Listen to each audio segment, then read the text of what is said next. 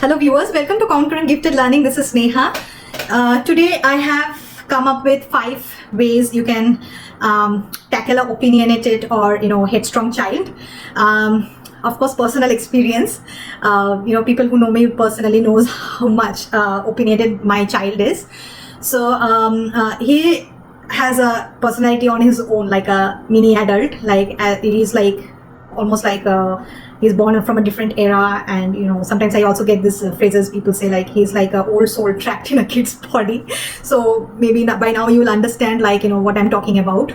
So every child has goods and bads, but what I'm just trying to say is if your child is headstrong, that's his or her personality trait which you cannot change. You can reduce it and guide them to manage it, but you cannot and you should not even try to change it, because sometimes that kind of a tenacity is really required when it comes to very difficult jobs or work, or situations as well. So first suggestion is about power struggle. Power struggle is inevitable with kids, we all know, but what to look for during the power struggle is, first of all, you have to calm down and observe, where is it coming from, the body language, or which zone he is in. So apparently if you are in the US school system, there are zones. There are 3 zones that actually tell them where they are. Sometimes they are in a red zone, or they're in the yellow zone or green zone. Red zone is super angry when your body overcomes your mind. So that stage they are not ready for learning or listening. So everything you say that time is gonna bounce back to you. So if the child is in red zone, I do not recommend even to touch them. So let them have a timeout or sit. And timeout doesn't necessarily mean a negative thing. So take deep breaths, take a sip of water, wash and reboot.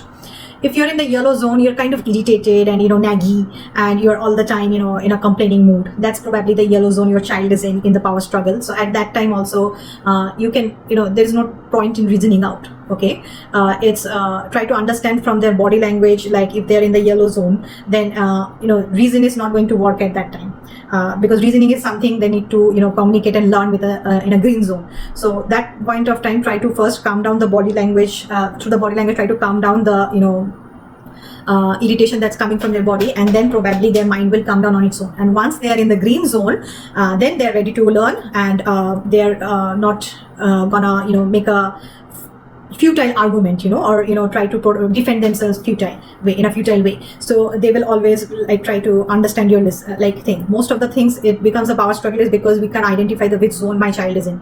So according to the zone, basically apply your argument, or apply your plan.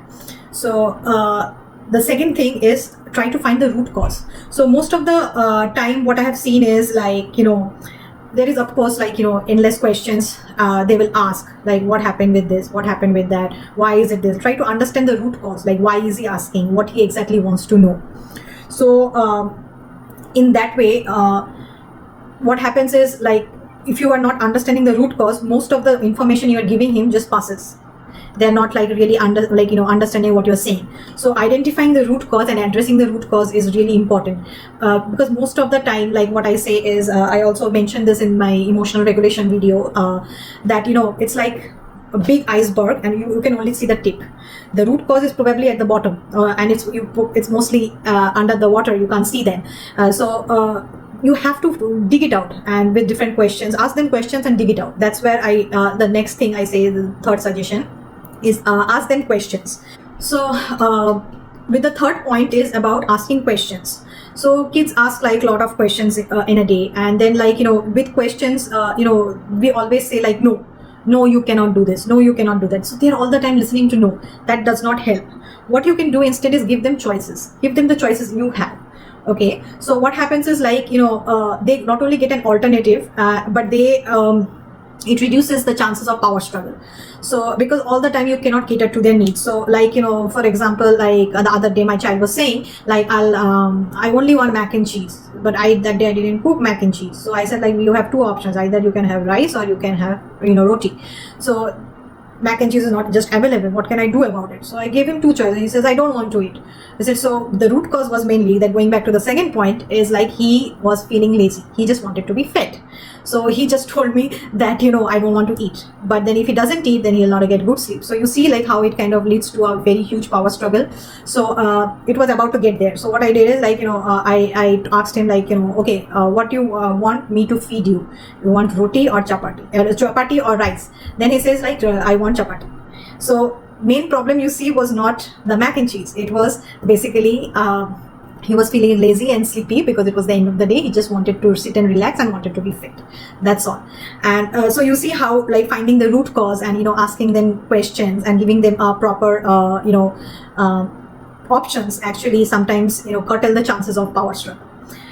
The fourth one will be using golden words. Using golden words, like if you have attended like the courses of Dale Carnegie, you will know that they give like a small book, golden book, where they teach you golden words, how you can say it in a positive way, say no in a positive way, or say, for modeling, role modeling, and also for, saying thank you in advance, or, saying, inviting the child properly, like instead of saying like, please don't do this, you can say, can we do it later, or can we do it this way?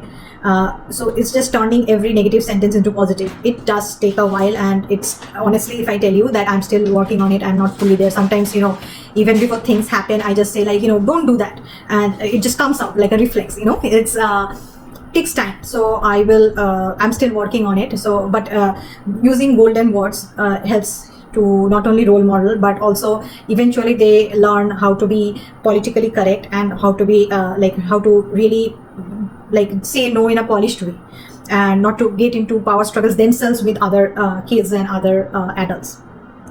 Then number 5 is asking for feedback. This is the best example I can give is asking for feedback is, so whenever there is like a real power struggle and he is in the green zone, what I do is like, I go to his level, make an eye contact, which is probably the most common norm, and then I explain to him, and I try to keep it short, and I explain to him with logic, and then I keep it short, and then I ask him to tell it back to me. That's the feedback learning, because most of the time what happens is, if you're telling it first of all too long sentences, it's noise, no sound advice, and then if they're giving you feedback, that if your child has got it wrong or misunderstood you, or they have got it right. So this is also important, because then if you tell them and then they what can you do about it, guide them, they come up with a constructive response, and this helps in finding a solution to a problem. First of all, that skill is very important, and the second thing they learn is how to go about it, go about a problem with and calm yourself down first, and then come up with some ideas. So for example, the first thing is if my child doesn't want to do a homework at that particular time, so I say we get tired. We, instead of I or you say we get tired in the evening, and so I would really like to finish the homework with you right now, and that's the logic part. So I'll come down to his level, make an eye contact, keep it short, and then I was so what can you do about it? When are you thinking to do it? You are thinking to do it after an hour or after 2 hours. So he has to choose between two, basically. So he has to come with a constructive reply on his own instead of saying a no. So it's basically giving him an opportunity to say a reply instead of just saying no, I don't want to do about it. So this is very important, because this helps them to find a solution within themselves, and later on they get really independent, okay, so I'm planning, they come up with a plan on their own.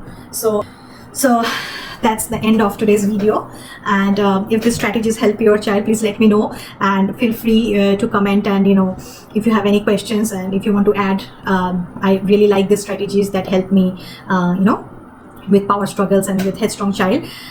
So I'll be posting some more videos on mommy tips and mommy mindsets, and I'll link the link to the videos will be in the description box below. And if you really like my channel, please like, share and subscribe, because I just wanted to show you something. This is like a YouTube play button that my kid made for me, because he wanted my channel to grow to and get that silver play button plaque, but he couldn't wait. He's that headstrong that he couldn't wait, so he made his own play button for me. And so I really want to appeal that please like, share and subscribe, so that I reach that phase if not within 2 years or 3 years, but at least some time. So just for the little one and for keeping his play button happy. So see you next time and hope you enjoyed the video. Bye bye.